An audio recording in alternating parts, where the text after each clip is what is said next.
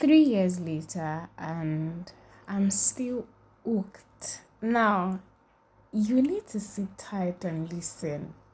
Like, you actually need to listen to this. Welcome to my YouTube channel. My name is Onyelu.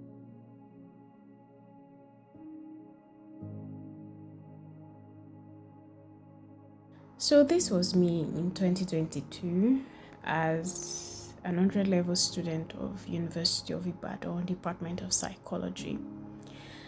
And frankly speaking, I wouldn't say at that point I really knew what I was doing because everything just didn't seem right. Oh, God. I'm saying this now, and then I'm like wondering how my parents will react to this. That, bro, you had everything. You had shelter, we were paying your school fees, you were eating well. That's not what I'm talking about. I'm talking about identifying who I really am. It was a tussle. It was a tussle trying to know my innate ability and capacity and what the society and environment actually wanted from me. So honestly, at that stage of my life, I would say that people around me were just starting to get used to. No, let's not say starting to get used to.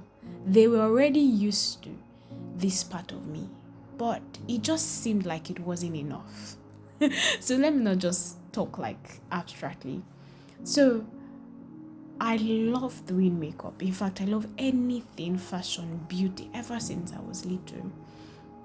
So at this point of my life, I just was not getting it right.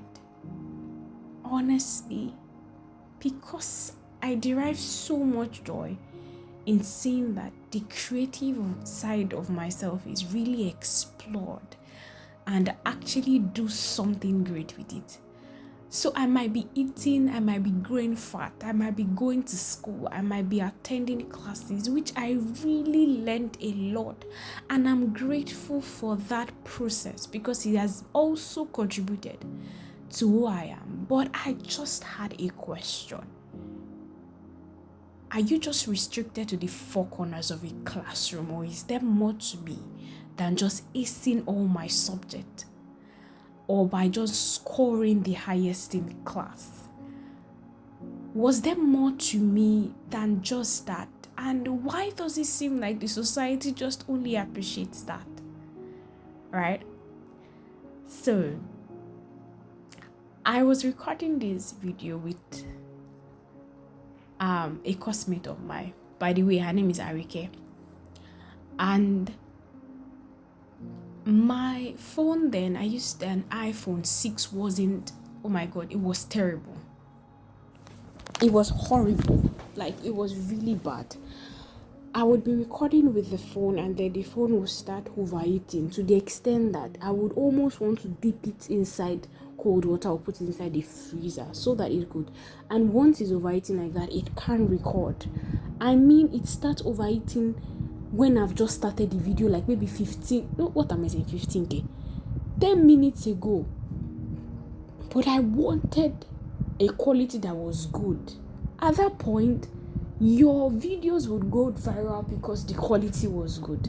I never understood that there was more to it. There was more to yourself than just a clear video and a perfect brows or a perfect makeup tutorial.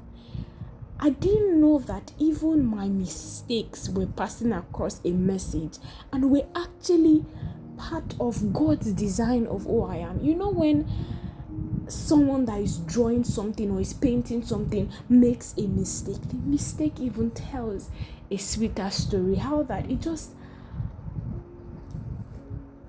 I didn't have all the makeup products. I was improvising a lot. I was trying to manage because that part of me, I was just trying to treasure, nurture, discover, and it was too timid to voice out or to stand in the same shoulder with what the society or environment expected for me as a girl child there. What is the essence of my video?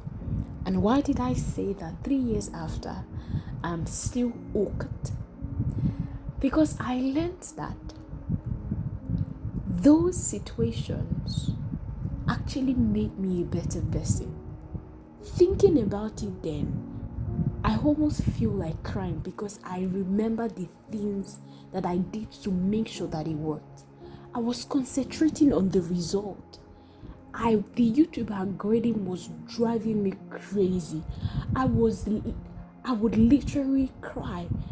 My heart will be pounding, spending hours editing, uploading, and in a week I'm just seeing 10 views.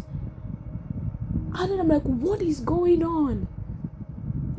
But now that I think about it, those things and those process, me standing up, me doing it, me picking up myself, me pushing through even when I didn't like it, and I was confused whether I actually have a passion for it, or I just really wanted a result and wanted to prove that this side of me exists and it's great and everybody loves it. I was caught in between whether I wanted validation from people, or I wanted a result, or I just wanted to be me. And honestly, it's quite possible that you might be going through that, or know someone that is going through that. What I would say is, look beyond the struggles, look beyond the pain.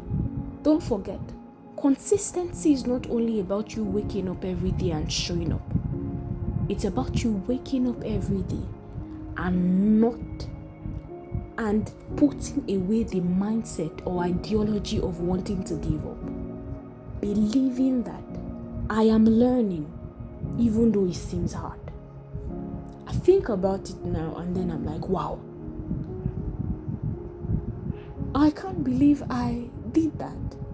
Now I would say myself, okay, I'm strong, I would say I'm resilient, I don't give up easily, but it didn't just come upon me, or it didn't just happen overnight. It was something that was built when no one looked at that part. It was something that was built when that part was not really so admired at that point in my life. It was something I built behind the closed doors. Always being alone, watching makeup videos.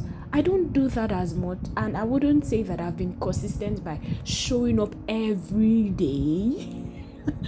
But one thing I have been consistent about is growing, and that is one hack that I am hooked on. Grow. Face the challenge. Remember, there is greatness locked up inside of you. Don't let the circumstance or situation fool you. I'm serious. It just takes a while for you to sit back, remember, and know that if I went through that in the past, I will overcome.